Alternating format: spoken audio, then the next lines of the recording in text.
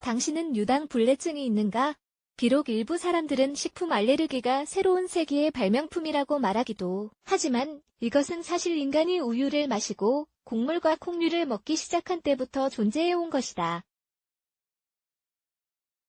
오늘은 당신에게 이런 식품들을 소화하는데 문제가 있는지를 점검해 볼 수 있도록 유당불내증의 신호에 대해서 알아볼 것이다. 유당불내증이란 무엇인가?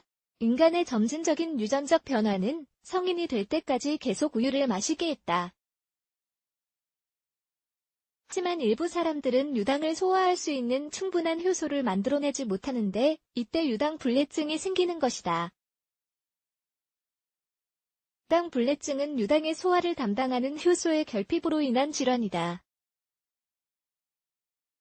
이것이 몸에서 제대로 흡수되지 않으면 유당이 대장을 지나가면서 발효되고 가스가 생긴다. 유당불내증이 있는 사람이 우유, 요거트, 아이스크림을 먹는 것은 장관에서의 심각하거나 돌이킬 수 없는 문제를 일으키지는 않지만 일시적인 증상을 일으킨다.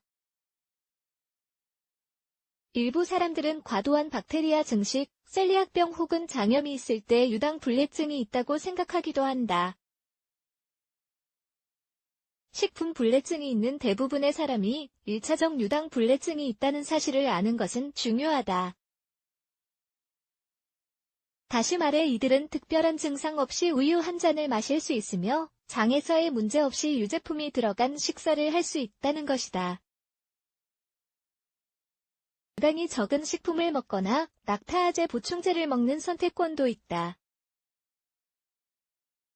유당불내증의 증상 유당불내증은 유당이 함유된 식품을 먹거나 마셨을 때 30분에서 2시간 사이에 신호가 나타난다. 증상의 심각성은 개인, 섭취량, 락타아제 효소가 위에 얼마나 있는지에 따라 다르다. 확실히 하자면 이런 신호들이 언제나 유당불내증이 있다는 의미는 아니다. 이것은 다른 문제나 위장 관련 질환, 특히 장염과 유사할 수 있다. 도움이 되는 힌트라면 증상이 나타나는 시간을 보는 것이다. 이것이 우유, 요거트, 치즈, 아이스크림 등을 먹고 난 이후라면 유당불내증 때문일 수 있다. 이유는 다음과 같다. 장내 박테리아에 의한 유당의 발효는 화장실을 갈 때 자극이나 화끈거림을 느끼게 만드는 산성변을 만들어낼 수 있다.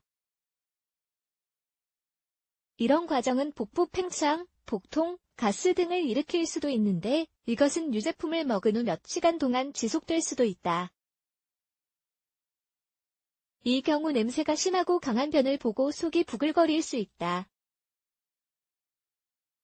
설사나 변비도 유당불내증일 때 함께 나타나는데 이것이 장내 세균총의 불균형을 가져오기 때문이다. 위경련도 흔하다. 유당불내증이 있는 아이나 10대의 경우 종종 메스꺼움이나 구토를 경험하기도 한다. 만성인 경우에는 2차성 유당분해효소 결핍, 다음이 나타날 수도 있다. 눈에 띄는 체중 감소 항문주의 발적 복부경련 심한 설사 게다가 이런 경우 사람들은 피부질환, 극심한 피로, 사지의 통증을 경험한다.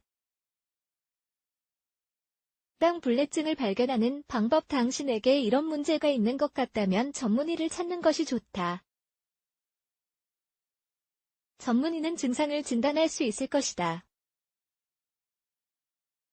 가장 흔한 검사는 다음이다. 혈당 반응 검사 먼저 혈당 수치를 검사하기 위해 혈액을 뽑는다. 그 다음에는 다량의 유당을 공급한다. 30분마다 50g씩 2시간 동안 4회.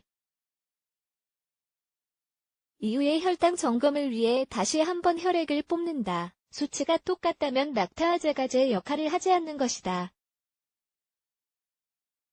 하지만 이 검사는 당뇨처럼 혈당에 영향을 미치는 다른 질환들도 있기 때문에 아주 정확하지는 않다. 수소호흡 검사 이 방법은 유당불내증을 발견하는 데 있어서 가장 많이 사용된다. 유당액을 15분 간격으로 마신 후 밀폐 비닐에 숨을 내쉬는 것이다. 유당이 소화되지 않거나 장으로 움직이지 않으면 박테리아가 이것을 음식으로 여기고 수소를 내뿜는다. 그러므로 숨이 꽤 많은 수소를 포함하고 있다면 이것은 아마 유당을 소화하는 것에서 문제 때문일 수 있다. 소장 생체 검사 식도나 위장 내시경 검사가 이 검사를 위해 수행된다. 여기서 조직 조각을 떼 연구소에서 분석해 점액 내에 유당이 있는지를 파악하는 것이다. 변산성도 검사. 이 검사는 다른 검사가 너무 위험하거나 어려운 어린아이들에게 주로 수행되는 검사이다. 유전 검사. 이 검사의 목적은 1차적 유당 불내증이 MCM6 유전자 때문에 유발되는지를 파악한다. 혈액이나 침 샘플은 이 두 가지 다형성이 이 질환과 관련이 있는지 검사하는 데 필요한 모든 것이다.